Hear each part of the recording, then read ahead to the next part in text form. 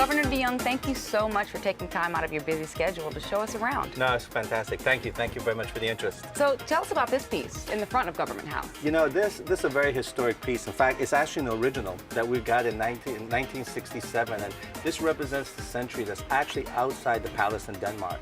But in addition to Denmark, we also have the French, the Danish, the kings of Malta, the Spaniards, and the U.S. finally. And so this just begins the process, but actually there's a rich history with over 7 nations that have been involved with the United States Virgin Islands. Well, we'd love to know more about Government House. It's a beautiful building. Can you take us inside and show us around? What a beautiful entrance, gorgeous foyer to Government House. No, it is. It represents a tremendous amount of history.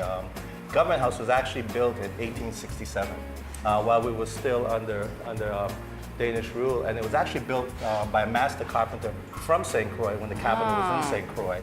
These are 3 beautiful murals that visitors see as soon as they walk into Government House. What do they represent? You know, again, it continues the history of Government House and the Virgin Islands.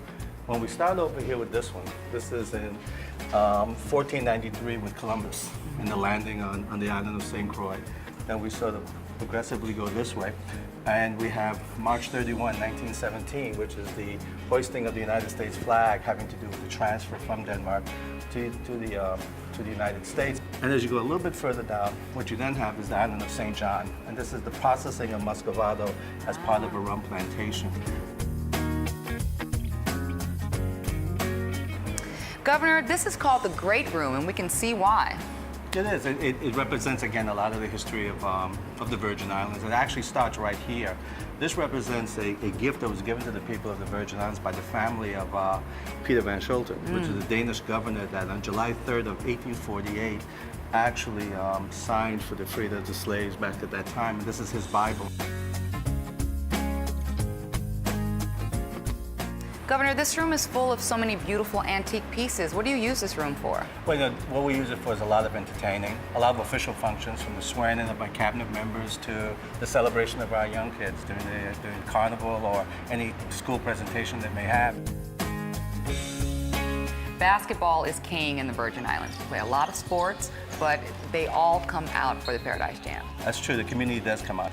But for a lot of our high school kids, it also represents community service. So we get them engaged, and you see basketball players there just working in terms of cleaning up the court. You see their parents there. So the community really embraces it. I think it's particularly important for us because we don't have a professional sports team. So at least every year in November, we can count on Paradise Jams coming here. And each year seems to be better teams that seem to come, and more alumni, more visitors, more spectators. Governor, thank you for taking time out on your busy schedule to show us around. Now, listen, it's my pleasure. Thank you very much.